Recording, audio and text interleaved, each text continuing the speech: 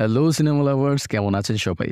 আমি আরাফাত আছি সাথে। আর আজ আমি এক্সপ্লেন করতে যাচ্ছি ২০১৭ সালে রিলিজ হওয়া একটা অসাধারণ মুভি। ভারতের ছোট্ট একটা গ্রামে একজন ব্রাহ্মণ পণ্ডিত বাস করত। একদিন সেই গ্রামের লোকদের জন্য এক বিপজ্জনক পরিস্থিতি তৈরি হয়।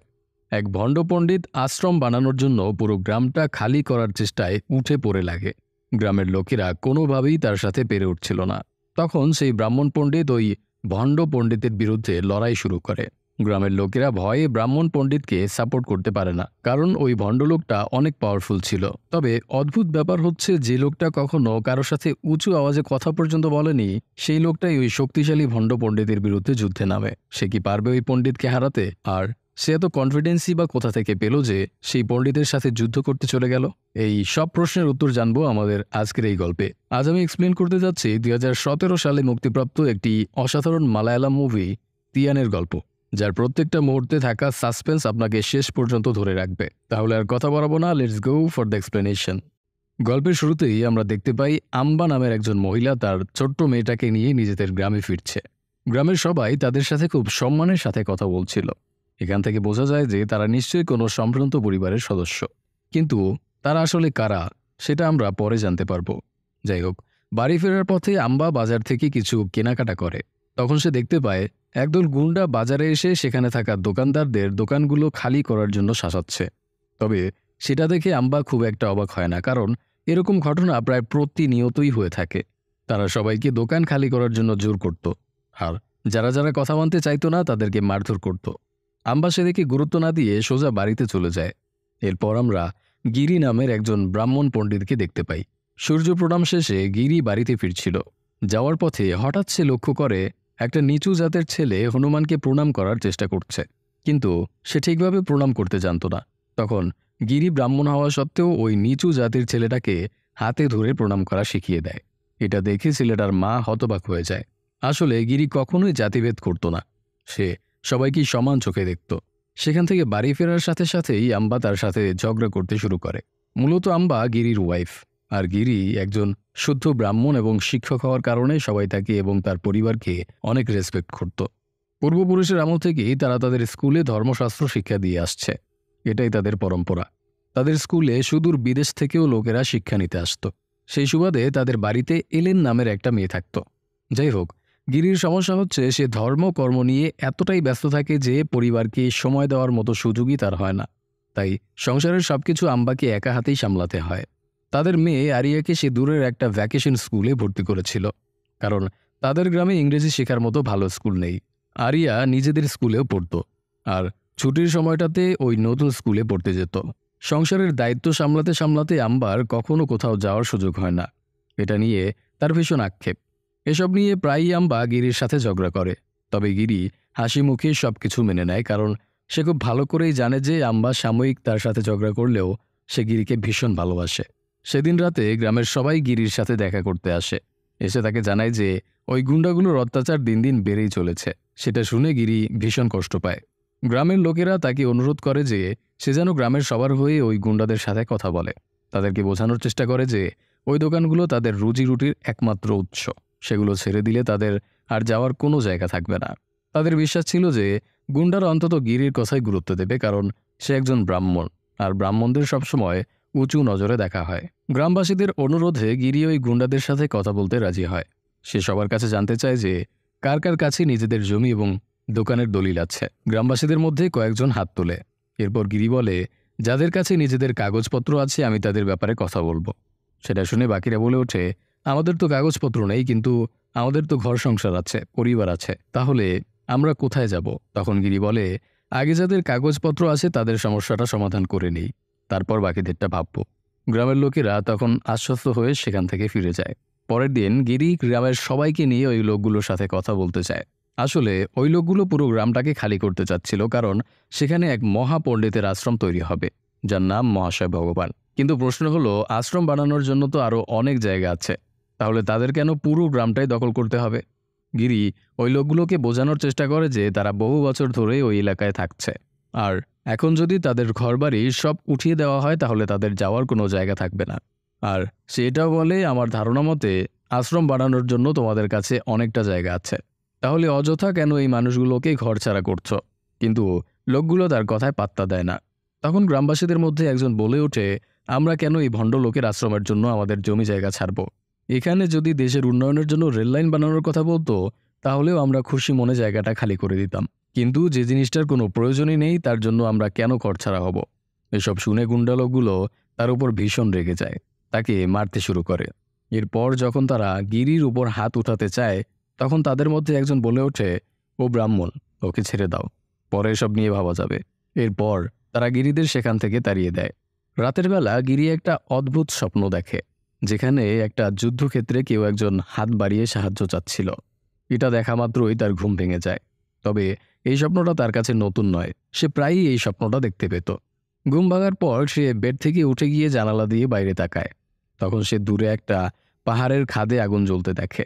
গিরি অদ্ভুতভাবে সেই আগুনটার দিকে তাকিয়ে থাকে, যেন সেটার সাথে তার কোনো একটা সম্পর্ক আছে। পরের দিন ওই লোকগুলো আবারও বাজারে গিয়ে ভাঙচুর করতে শুরু করে।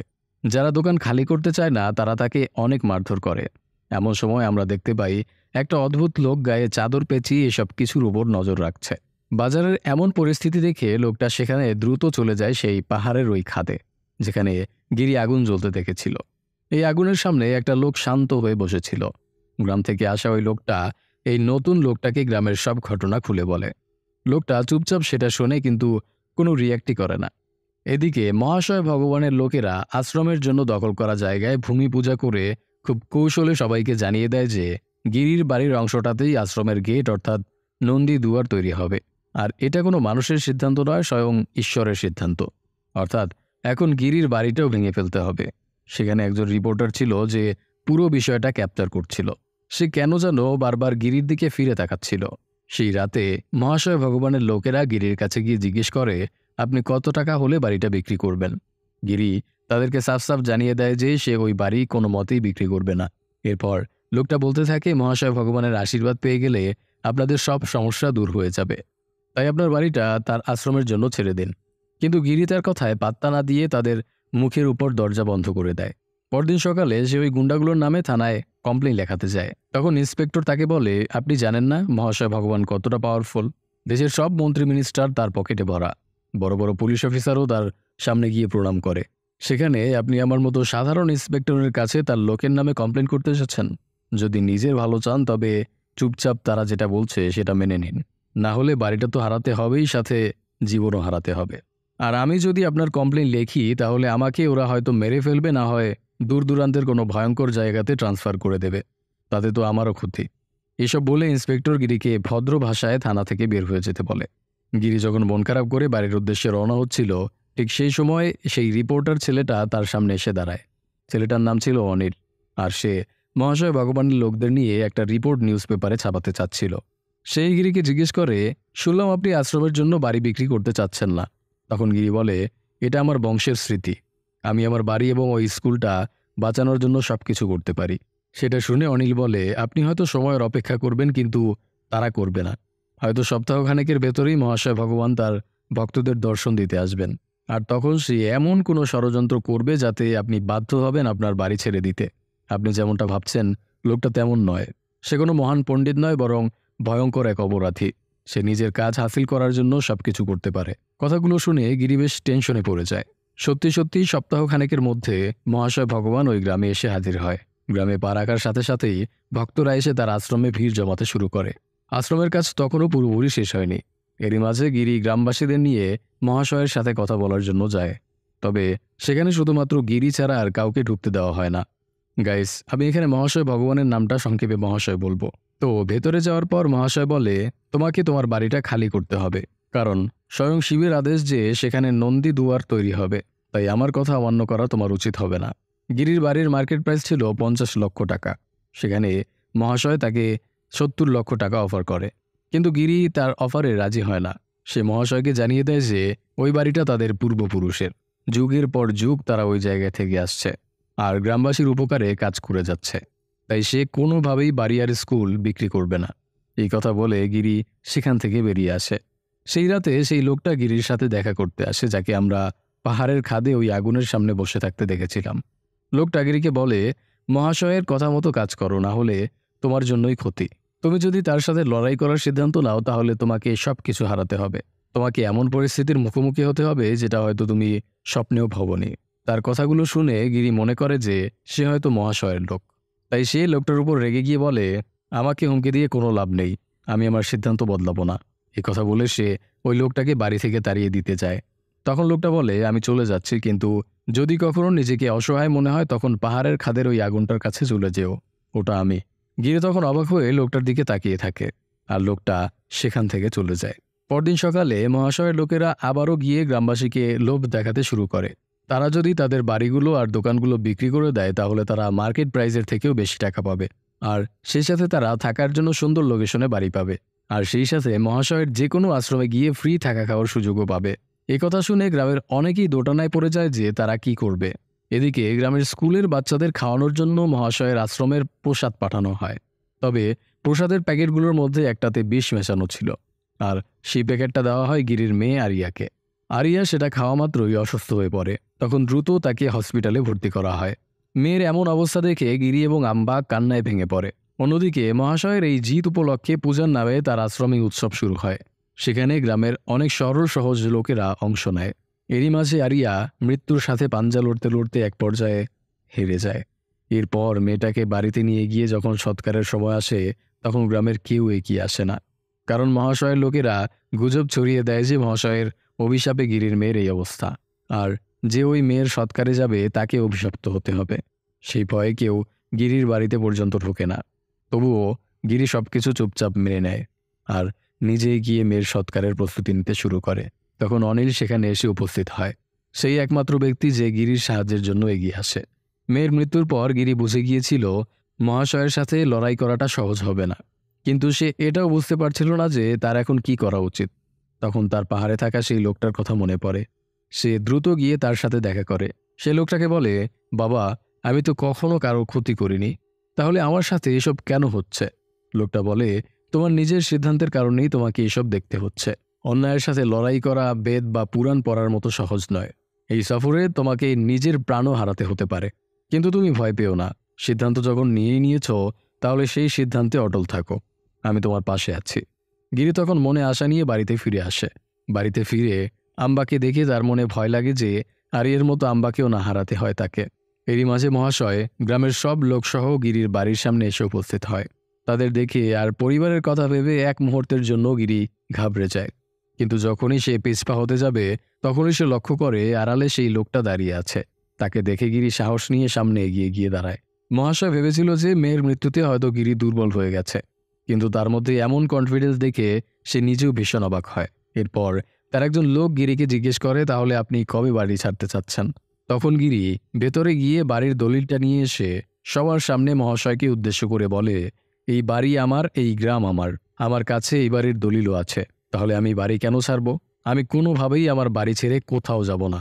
তার জন্য আমাকে যত বড় যুদ্ধই লড়তে হোক না কেন আমি লড়ব। এরপর সে সবাইকে উদ্দেশ্য করে জিজ্ঞেস করে, আমার এই যুদ্ধে কে কে আমার পাশে দাঁড়াতে চাও? সে আমার কাছে এসো। তখন গ্রামের একজন লোক গিরির সাইডে যেতে চায়। সে অন্যদেরকে অনুরোধ করে, কিন্তু মহাশয় সামনে থাকায় কারো সাহস হয় না, তাই সেই লোকটাও ভয়ের সামনে আসতে পারে না। তখন আম্বা এবং এলেন গিরির পাশে গিয়ে দাঁড়ায়। সেটা দেখে মহাশয় বলে, হয়তো গিরি এখনও আমার শক্তির উপর বিশ্বাস করতে পারছে না।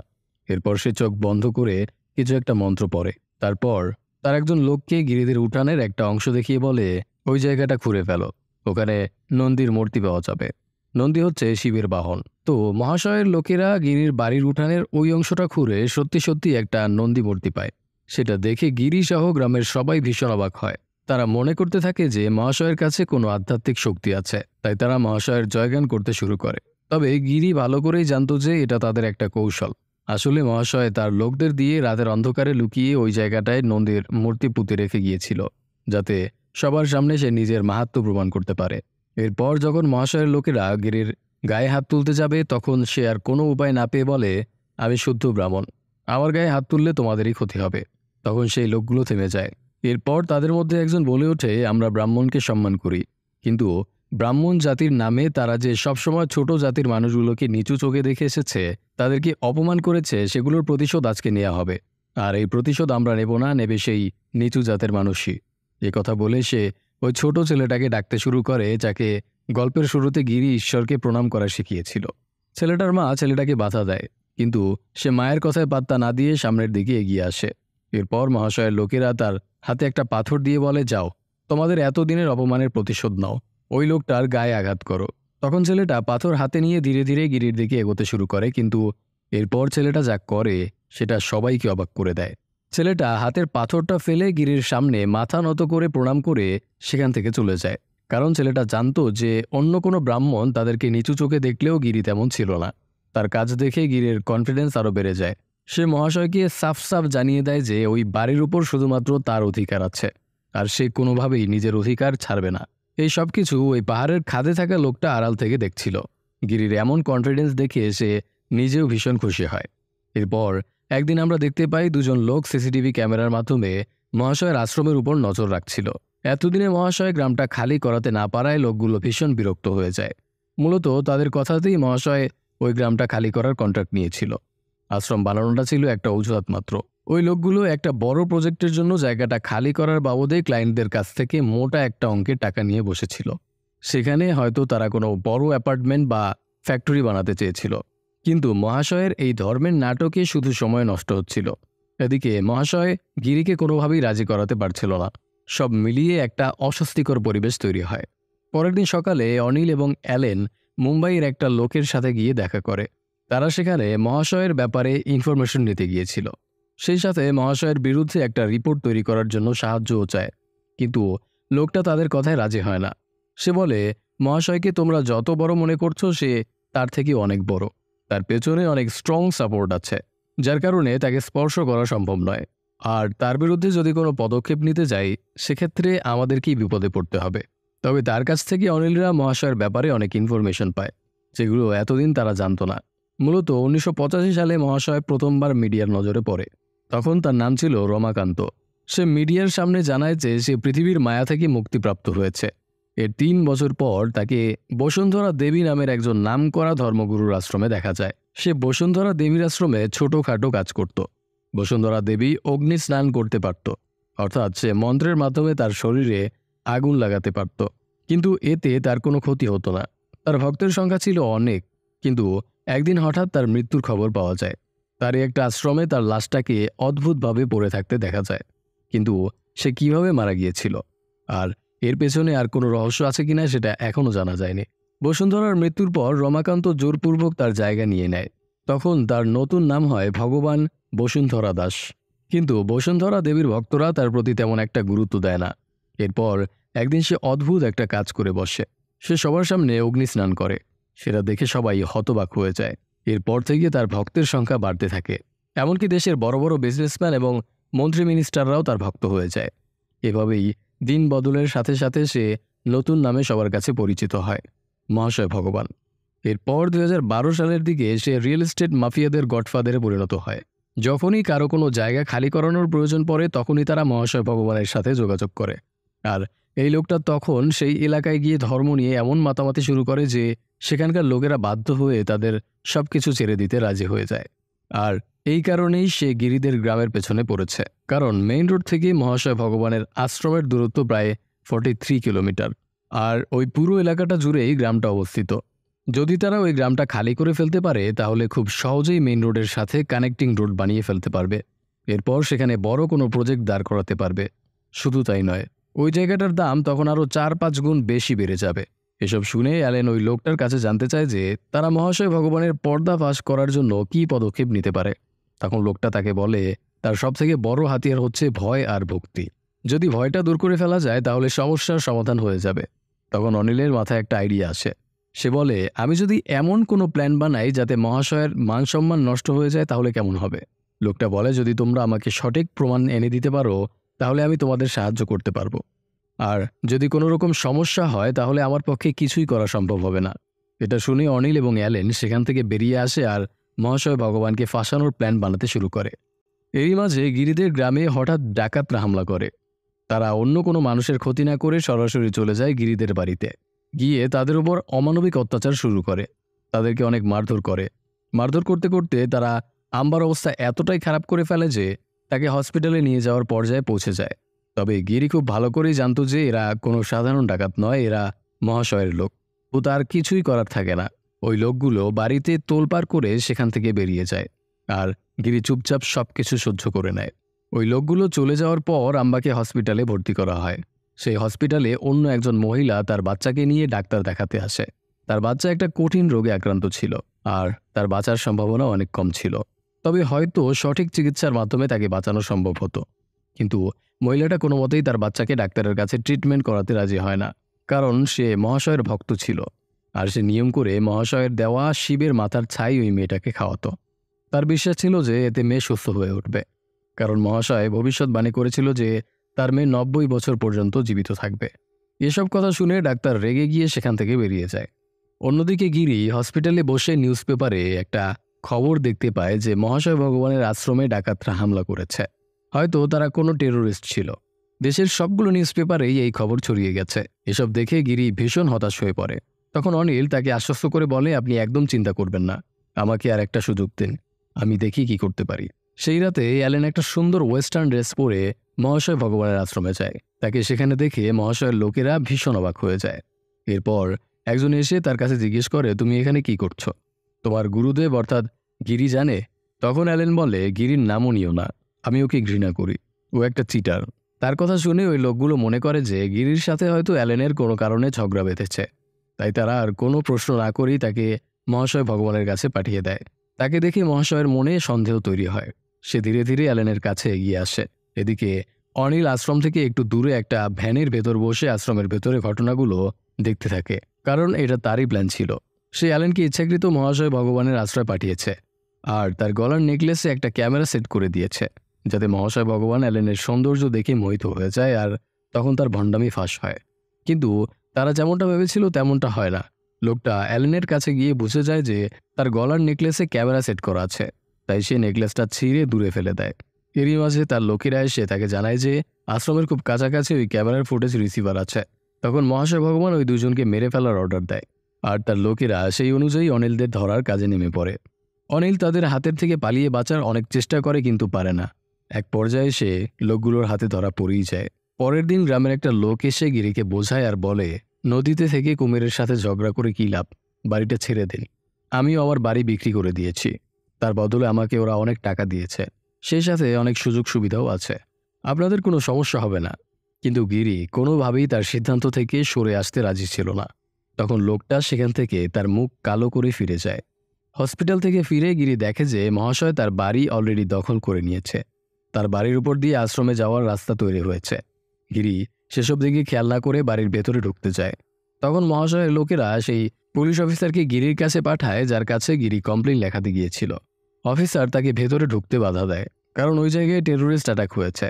গিরি তার কথায় পাত্তা না দিয়ে সামনের দিকে এগিয়ে যায়। তখন মহাশয়ের লোকেরা এসে তাকে বাধা দেয়।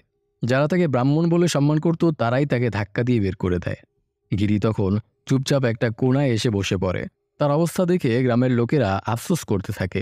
এরপর গিরি আবার সেই পাহাড়ের খাদে গিয়ে ওই অচেনা লোকটাকে খুঁজতে শুরু করে, কিন্তু এবার আর সেই লোকটাকে খুঁজে পায় না।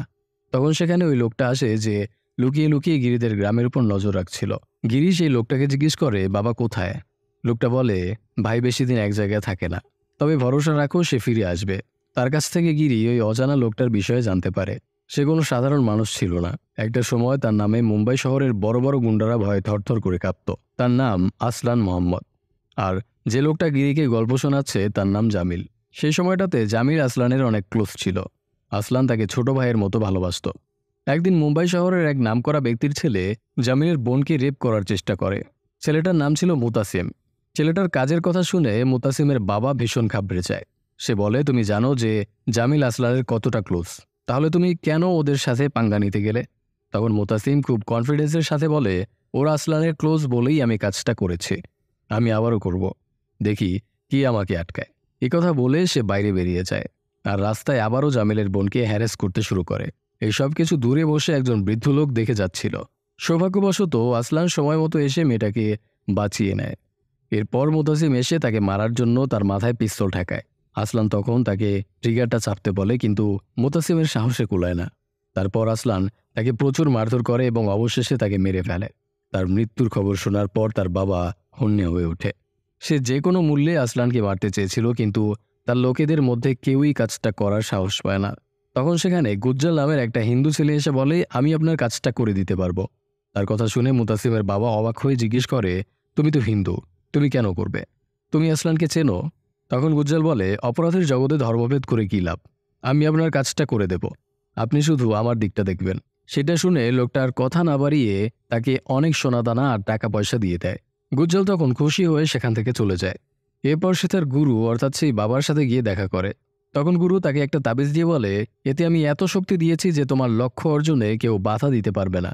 সেই সাথে বাবাজি তাকে একটা পিস্তলও দিয়ে দেয়। গুজ্জাল খুশি মনে সবকিছু নিয়ে নেয়। এরপর বাবাজি তাকে কিছু শর্তের ব্যাপারে জানায়। সেগুলো হলো, আজলানকে মারার পর সে 3 দিন পর্যন্ত কোনো লোহার স্পর্শ করতে পারবে না, কোনো কিছু খেতে পারবে না, আর কাজ শেষে ওই তাবিজটা যত্ন সহকারে এনে বাবাজির হাতেই দিতে হবে। গুজ্জাল তার সব শর্ত মেনে নেয়।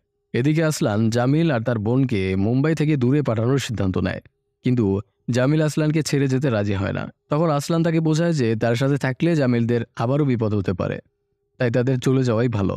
কিন্তু তবুও তারা রাজি হয় না। সেই রাতে গুজ্জাল লুকিয়ে লুকিয়ে আসলানের বাড়িতে ঢুকে সে এক এক করে আসলানের লোকদের মারতে শুরু করে।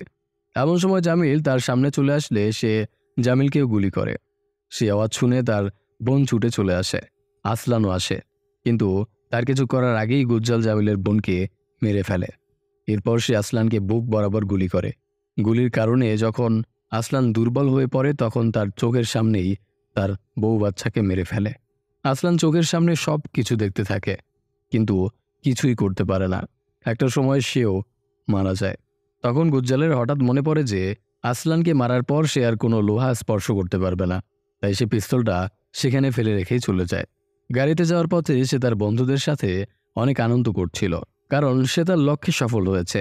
এরই মাঝে একটা ট্রাকের সাথে তাদের গাড়িটার ভয়ঙ্কর একটা অ্যাক্সিডেন্ট হয়ে যায়। বাবাজি যেহেতু গুজ্জালকে লোহা ধরতে নিষেধ করেছিল, তাই সে গাড়ির স্টিয়ারিংটাও ধরতে পারে না, যার কারণে তাদের গাড়িটা ব্যালেন্স হারিয়ে ফেলে আর তার মৃত্যু হয়। এদিকে জামিল আহত অবস্থায় কাতরাতে কাতরাতে গিয়ে আসলানকে ডাকতে শুরু করে। তখন হঠাৎ আসলানের আঙুলটা নড়ে ওঠে। সেখান থেকে বোঝা যায় যে আসলান আসলে মারা যায়নি, সে অজ্ঞান হয়েছিল মাত্র। তখন আশেপাশের লোকেরা জামিল এবং আসলানকে দ্রুত হসপিটালে নিয়ে যায়।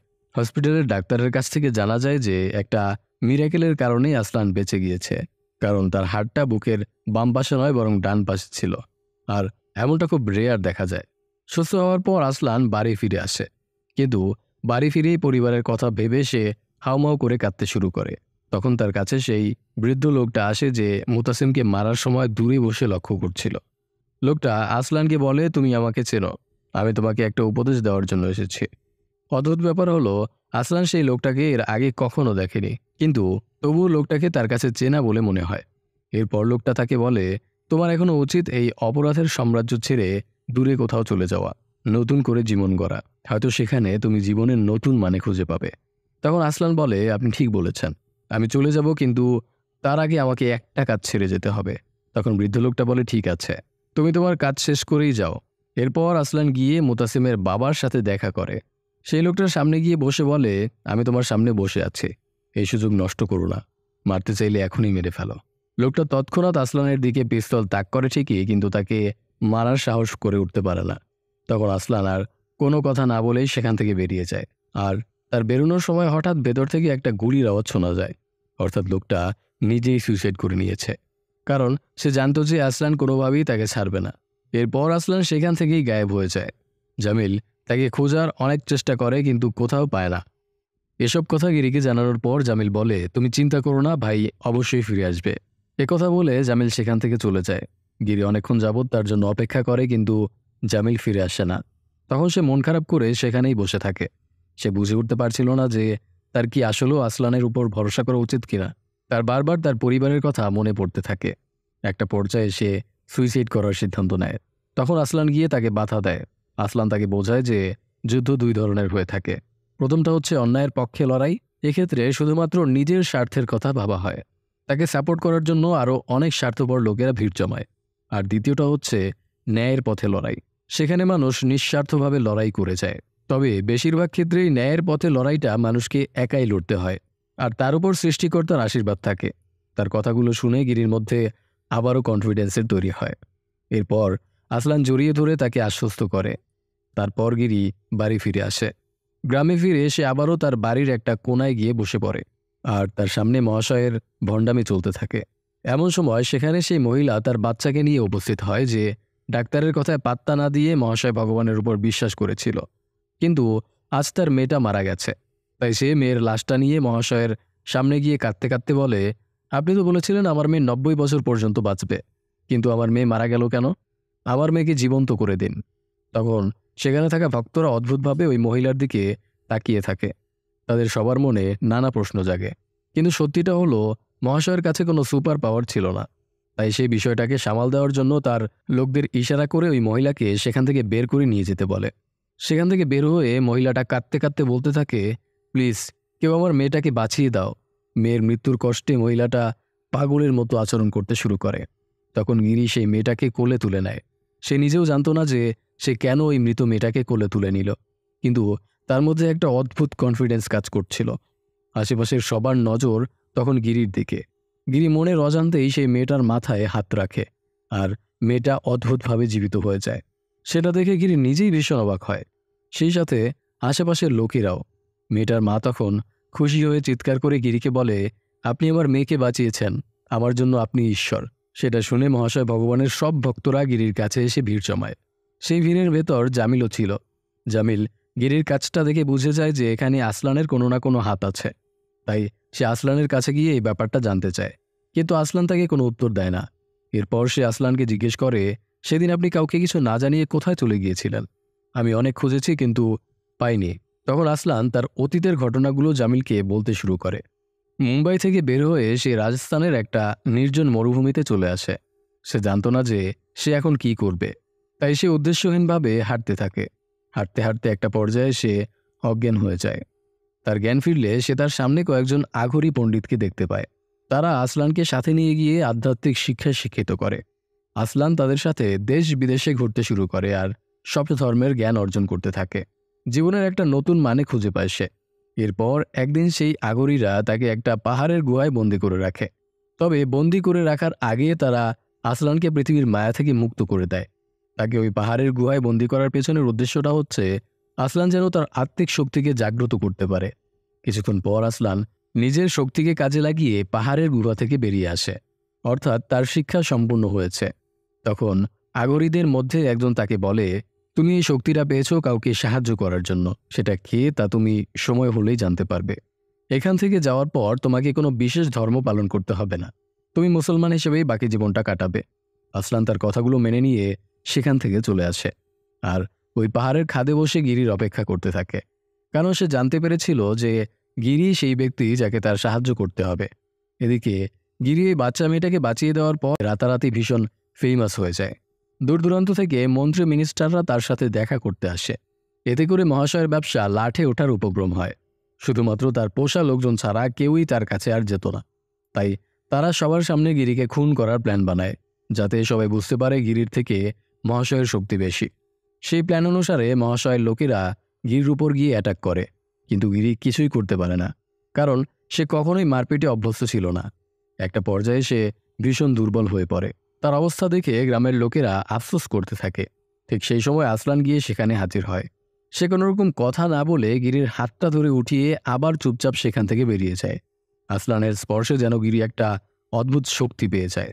যে লোকটা আজ পর্যন্ত কারোর সাথে উঁচু গলায় কথা বলেনি, সেই লোকটাই মহাশয় ভগবানের গুন্ডাদেরকে নিমিষে কুপঘাত করে ফেলে। এসব ঘটনা শোনার পর মহাশয় বুঝতে পারে যে গিরির পেছনে নিশ্চয়ই অন্য কোনো বড় সাপোর্ট আছে। তখন তার লোকেরা তাকে আসলানের ব্যাপারে জানায়। এরপর মহাশয় রাতের অন্ধকারে লুকিয়ে আসলানের সাথে দেখা করতে যায়। সে আসলানকে এর আগে কখনো দেখেনি, তাই তাকে চিনতেও পারে না। তবে আসলান যখন তাকে রমাকান্ত বলে ডাকে, তখন সে ভীষণ ঘাবড়ে যায়, কারণ এই নামটা আসলানের জানার কথা নয়। এরপর যখন আসলান তার বুকে গুলি লাগার চিহ্নটা দেখায়, তখন মহাশয় আসলানকে চিনে ফেলে। তার অতীতের সব কথা মনে পড়ে যায়। এরপর আসলান তার আধ্যাত্মিক শক্তি দিয়ে রমাকান্তের দম বন্ধ করে দিতে শুরু করে। রমাকান্ত বুঝতে পারে ওই জায়গায় থাকলে তার মৃত্যু নিশ্চিত, তাই সে দ্রুত সেখান থেকে পালিয়ে যায়। সেখান থেকে বাড়ি ফেরার পর রমাকান্ত কল্পনায় বসুন্ধরা দেবীকে দেখতে পায়। সে রমাকান্তকে নিজের খুনের দায়ে অভিশাপ দিতে থাকে। সেখান থেকে আমরা জানতে পারি যে সেদিন বসুন্ধরা দেবী স্বাভাবিকভাবে মারা যায়নি, তাকে রমাকান্তই মেরে ফেলেছিল আশ্রম হাতিয়ে নেওয়ার জন্য। এত সবকিছু হতে দেখে আতঙ্কে রমাকান্তের গলা শুকিয়ে যায়। এরই মাঝে তার ক্লায়েন্টরাও তাকে প্রেশার দিতে শুরু করে। তখন রমাকান্ত তার মুখ্য হাতিয়ারটা ব্যবহার করার সিদ্ধান্ত নেয়। সে সম্পূর্ণ প্রস্তুতি নিয়ে গিরির কাছে গিয়ে বলে, তুমি গ্রামের সবাইকে ধোঁকা দিচ্ছ। তোমার মধ্যে যদি সত্যি কোনো শক্তি থেকে থাকে তাহলে আমি এখন যেটা করব সেটা করে দেখাও। এই কথা বলে সে অগ্নি স্নানের প্রস্তুতি নেয়। ঠিক সেই সময় তার সামনে আসলান এসে দাঁড়ায়। তাকে দেখে এক মুহূর্তের জন্য রমাকান্ত ভয় পেয়ে যায়, কিন্তু পরক্ষণে সে বুঝতে পারে এটা তার কল্পনা ছিল। এরপর সে সবার সামনে অগ্নি স্নান শুরু করে। সেটা দেখে গ্রামের সবাই অবাক হয়ে যায়, কিন্তু দুর্ভাগ্যবশত সেই সময় তার হাতে থাকা শঙ্খটা পড়ে যায়, আর সেই অগ্নি স্নানের আগুনেই রমাকান্ত জ্বলে পুড়ে ছারখার হয়ে যায়। আসলে তার ওই অগ্নি স্নানটা কোনো আধ্যাত্মিক বিষয় ছিল না। সে তার পোশাকের সাথে একটা স্পেশাল ডিভাইস সেট করে রাখত, আর সেই পোশাকটা এমন ধরনের ছিল যে সেটা কিছুক্ষণের জন্য তাকে আগুন থেকে সুরক্ষা দেবে। তাই রমাকান্ত শঙ্খে থাকা সুইচ অন করে নিজের শরীরের আগুন ধরিয়ে দিত। আর যখন সে বুঝতে পারত যে তার পোশাকের সহন ক্ষমতা কমে আসছে, তখন সে ওই সুইচের মাধ্যমে আগুনটা বন্ধ করে দিত। কিন্তু এবার আর তার শেষ রক্ষা হয় না। মহাশয় ভগবানের মৃত্যুতে সবাই ধরে নিয়েছিল যে গিরি ঈশ্বরের অবতার। পরদিন একজন মন্ত্রী গিরিকে এসে গ্রামবাসীর সামনে সম্মানিত করে।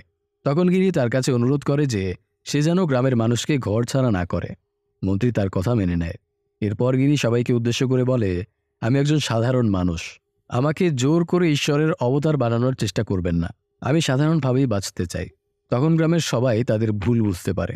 এরপর আসলানের সাথে তার দেখা হয়। সে আসলানকে জিজ্ঞেস করে, আমি তো তোমাকে চিনি না, তাহলে তুমি আমার এত সাহায্য কেন করলে? তখন আমরা জানতে পারি যে গিরি আর আসলানের সম্পর্কটা পূর্বজন্মের। গিরি যে যুদ্ধের স্বপ্নটা বারবার দেখত, সেই একই স্বপ্ন আসলানও দেখত। আর স্বপ্নের ভেতর যে লোকটা হাত বাড়িয়ে সাহায্য চায় সেটা ছিল গিরি, আর যার কাছে সাহায্য চায় সেটা ছিল আসলান। তাই এই জন্মেও আসলানের উপরেই গিরিকে সাহায্য করার দায়িত্ব দেওয়া হয়। আর এটা জানানোর মাধ্যমেই আমাদের আজকের গল্প শেষ হয়ে যায়। আজকের গল্প থেকে আমরা শিক্ষা পাই যে অন্যায় যতই শক্তিশালী হোক না কেন, ন্যায়ের কাছে একদিন না একদিন হার মানতেই হবে। সো গাইস, এতক্ষণ আমি আরাফাত ছিলাম আপনাদের সাথে। কেমন লাগলো আজকের এই মুভির গল্প তা আমাদের কমেন্ট করে জানাতে ভুলবেন না। আর এমন সব সুন্দর সুন্দর গল্প দেখার জন্য আমাদের চ্যানেলের সাথেই থাকবেন। আজকের মতো বিদায় নিচ্ছি। দেখা হচ্ছে পরবর্তী এক্সপ্লেনেশনে। সেই পর্যন্ত ভালো থাকুন। আল্লাহ হাফেজ।